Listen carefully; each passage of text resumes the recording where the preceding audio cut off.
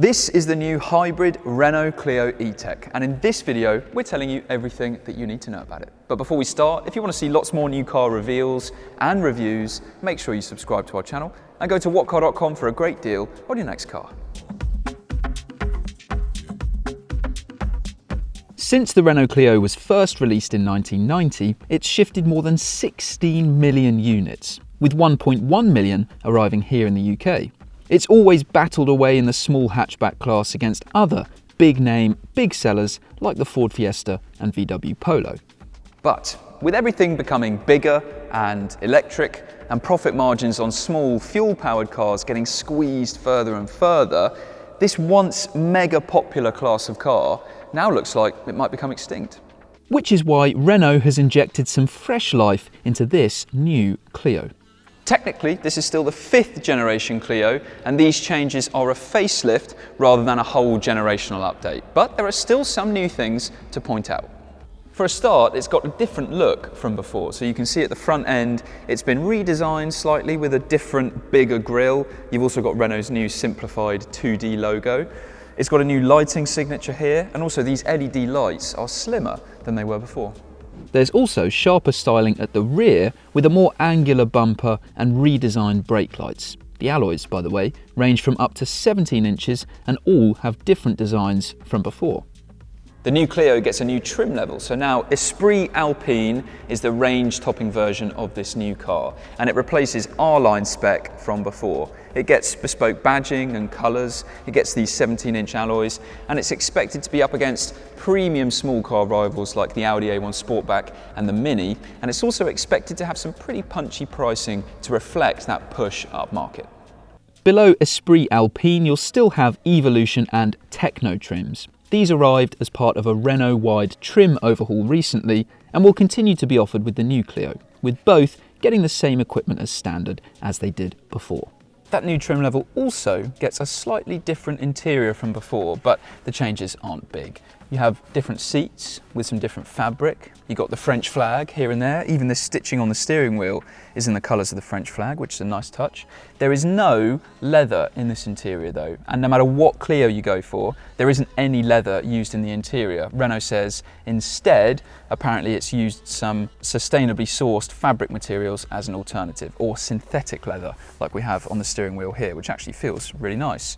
Now, the Clio before already had a very good interior compared to everything else in the small car class. So the fact that there aren't any major changes in here isn't a problem at all really, because it's still very nice. And the tech is the same as before, so you have a 10-inch digital driver display on the higher trim levels, which becomes a smaller 7-inch digital driver display on the lesser trims.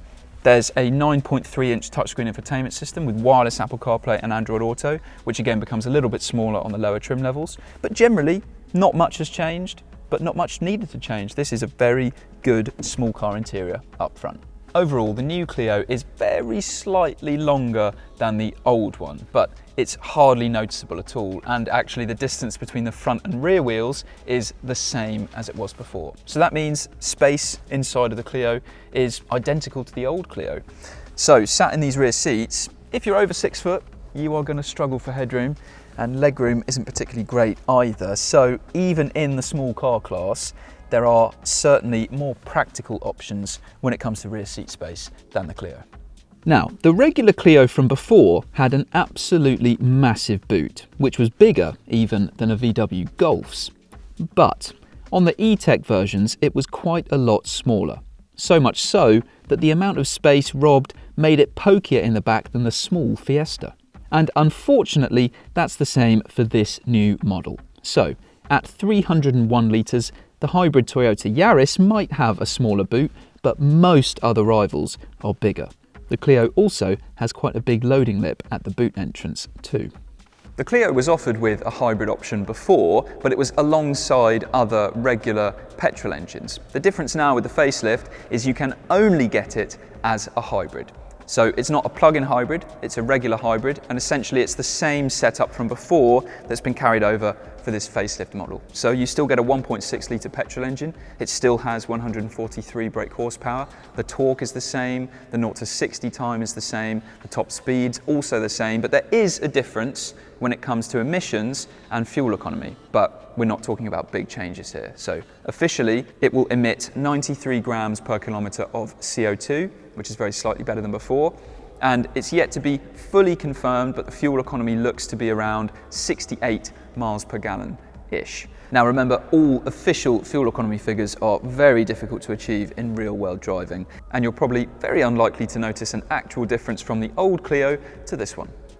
If you love the Renault Clio and you're very interested to see when this is going to have an electric makeover, unfortunately that isn't in the plans for Renault. What's going to happen instead is in 2025 this is going to be joined and not replaced by the Renault 5. And if you're desperate for an electric Renault before then, don't forget there's still the Zoe and the Megane E-Tech. And if you want to know more about your other small electric options, then click on the link to watch our roundup of the very best. There aren't, by the way, any plans for a hot hatch Clio RS model, which means the 5th generation Clio won't get a performance-focused makeover at all, and the 4th generation Clio RS will be the last we see of that name, which is a shame. So what about the price for the Clio Hybrid then? Well, surprisingly, it's set to be cheaper than the model that it replaces, which is fairly unusual, but we're not talking about big differences.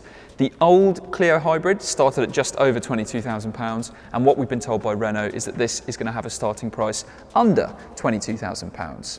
In terms of the wider small car class and the rivals this is going to be up against, if you're looking at other hybrids, then a Toyota Yaris is a similar price to the Clio Hybrid. But the Jazz is the best small car that you can buy, and a brilliant hybrid that is more expensive than both of those cars.